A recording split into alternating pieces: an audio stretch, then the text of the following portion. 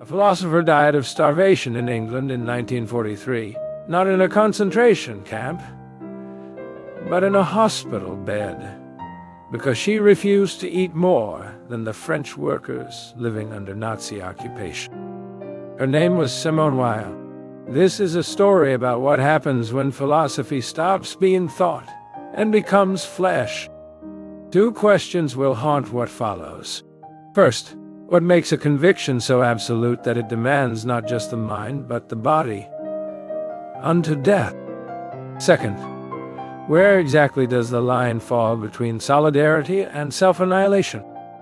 Simone Weil was born in Paris in 1909 into a secular Jewish family of intellectuals, a prodigy who could read Greek at 12.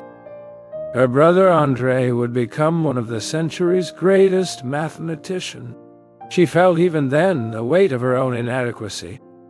At 14, she contemplated suicide, not from despair exactly, but from the conviction that genius was beyond her reach.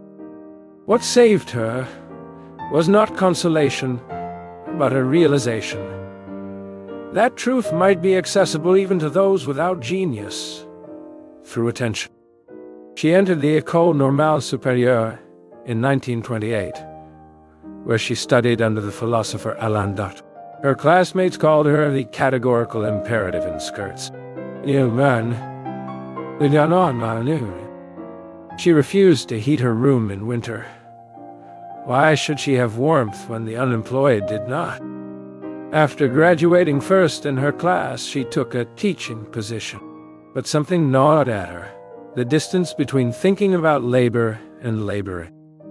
In 1934, she did what no other French philosopher had done. She left the classroom for the factory floor. She worked at Renault, at Alstom, feeding presses, her hands blistering, her body breaking under the repetition. Oh, this was not research. This was not solidarity tourism. She genuinely could not think clearly about the condition of workers without becoming one. The headaches began there. The physical collapse that would shadow her for the rest of her life. Ask yourself, when does understanding require participation? When does thought demand that you place your body where your convictions are? But something else was happening beneath the exhaustion, something she could not have predicted. In 1937, during a visit to Assisi, she experienced what she would later call her first contact with Christianity. She felt compelled to kneel.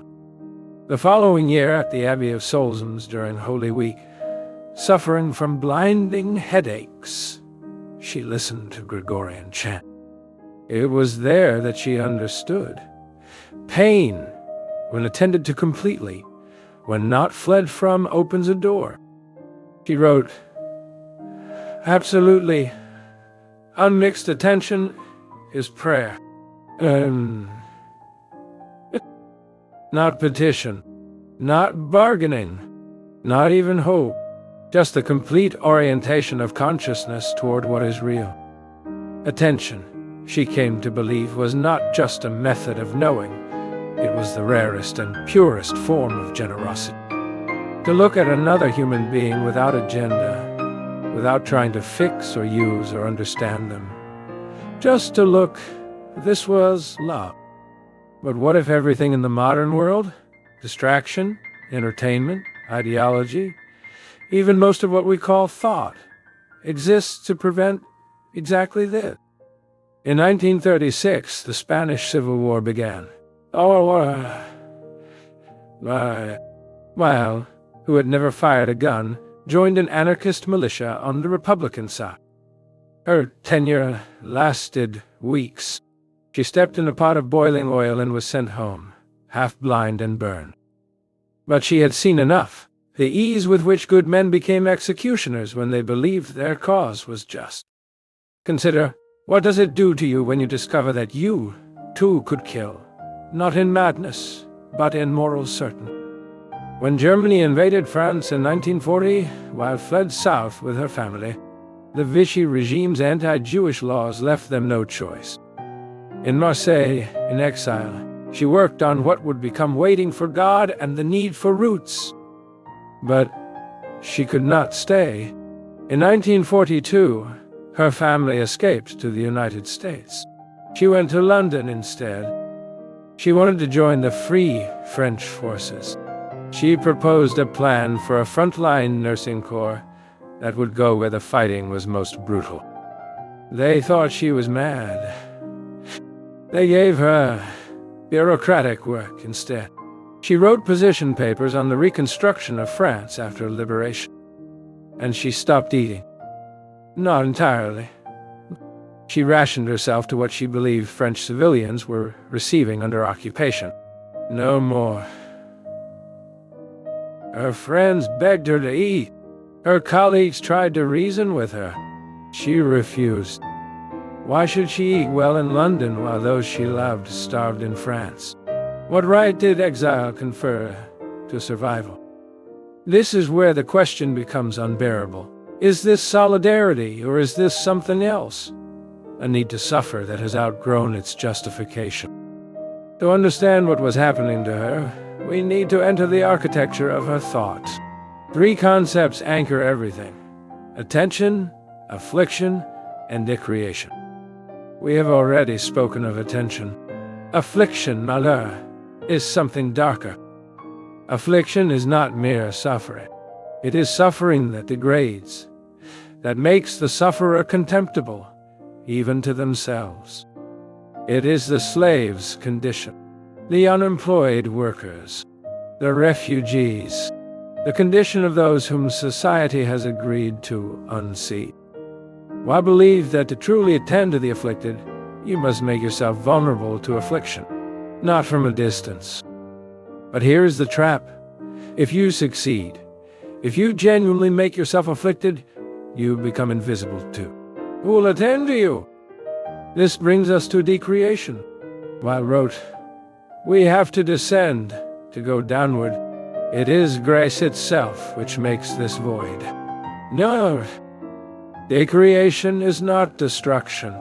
It is the deliberate undoing of the self, not to annihilate it, but to make space for grace.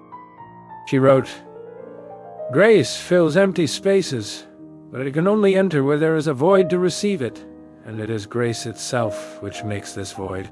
The self, with its appetites and self-preservation, must be hollowed out. Only then can God, or reality or truth, enter. Imagine living this as philosophy, not as metaphor, not as spiritual exercise, but as literal practice. Refuse comfort. Not to. Refuse food beyond necessity. Refuse the self's claim to exemption from the suffering of the world. What if she was not confused? What if she saw, more clearly than anyone, exactly what her philosophy demanded? By April 1943, Weil's body was failing.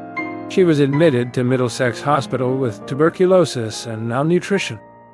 The doctors tried to feed her. She refused most of it. She would accept only what she believed her compatriots in France were receiving. In August, she was transferred to a sanatorium in Ashford, Kent. She died there on August 24th, 1943. She was 34 years old. The coroner's report stated the cause of death as cardiac failure due to myocardial degeneration of the heart muscles due to starvation and pulmonary tuberculosis. Yes. It added, the deceased did kill and slay herself by refusing to eat, whilst the balance of her mind was disturbed. Yeah. Suicide. Suicide.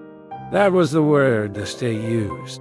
But was her mind disturbed, or was it the only mind in the room that was not? She had written to a friend months earlier, "I cannot help thinking that if we were to live as we should, no one would need to think about tomorrow." She was buried in Ashford Cemetery, in the Catholic section, though she had never been baptized. She had refused that too. Even in her mysticism, even in her encounter with Christ, she could not cross that final threshold. To be baptized would be to choose a side.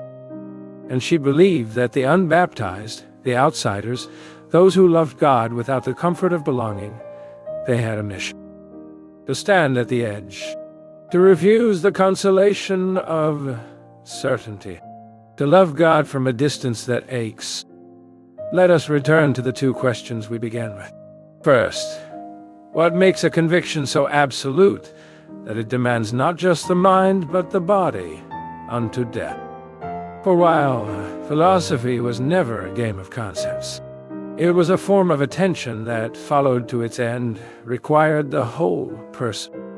She could not think about solidarity without becoming solidary, could not write about affliction without courting it, could not theorize decreation without practicing it, literally. The second question: where does solidarity end and self-annihilation begin? Perhaps there is no line. Perhaps that is the unbearable gift Weil left us. The knowledge that if you follow love far enough, it will kill you. Not the false martyrdom of ideology, not the theater of sacrifice, but the simple, relentless logic of refusing exemption. She saw that if the workers starved and she did not, then she did not really know them. And she wanted to know. Most philosophy tells us how to think, while showed us what thinking costs when you refuse to do it at someone else's expense. The coroner called it madness. Her friends called it tragic. But